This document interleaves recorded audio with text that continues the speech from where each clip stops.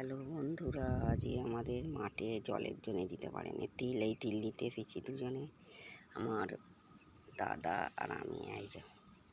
আমি ক্যামেরা করছি, ও তিল দিচ্ছে। মাঠে এত মেঘ করেছে, কদিন ধরে দেয়াই হয়নি।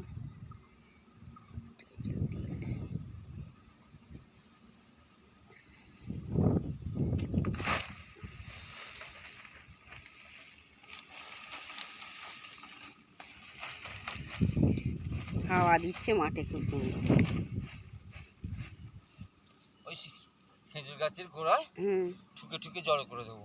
হ্যাঁ, এ বাড়ি নিয়ে যাবে না, দরকার নেই। না না, এ তিল গাছ কী হবে, এই কর বেশি নয়। ওইগুলোতে তিল আছে নাকি? ওই যে ওই যে ওই বস্তা কাঁধে।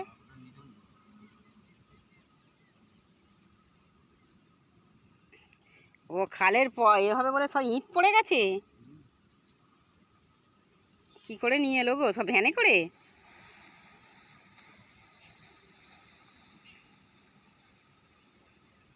ওইখানটা শুকনো আছে, ওইখানটা পায়ের কাছে শুকনো আছে গাছগুলো, এগুলো জায়গাটা। এইগুলো তো ভিজে। ওই শোনে ঠেককে দাও না,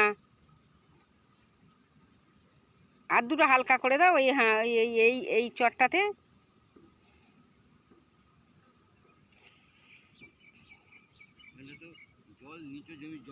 হ্যাঁ, ওই তোমার পায়ের কাছে ওইখানটা উঁচু, ওইখানটা এবার চারালে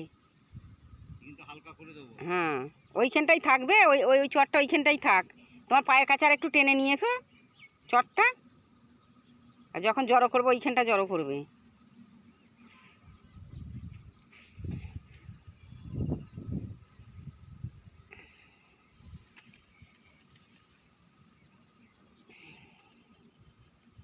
একদম পাতলা করে দিয়ে দাও। 2 ঘন্টা 3 ঘন্টা রোদ পেলেই সরসরে হয়ে যাবে। একবার ঠুঁকে নিয়ে চলে গেলে আর একবার দিলেই হয়ে যেত। একবার ঠুঁকে যদি রোদটা করে, একবার ঠুঁকে নিয়ে চলে গেলে বাদ বাকি যে কটা থাকবে জড়ো করে দেবে। আর একদিন রোদ এলে দিয়ে দেবে। এইরকম রোদ করতে করতে দুপুরবেলা অবধি হয়ে গেলে, জল না হলে তাহলে আর অত কষ্ট করতে হবে না।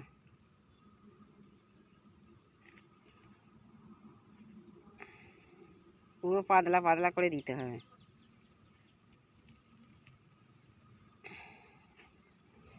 বসে থাকতে হবে মাঠে, আস্তে আস্তে ভিজে যাবে, গেলেও হবে না।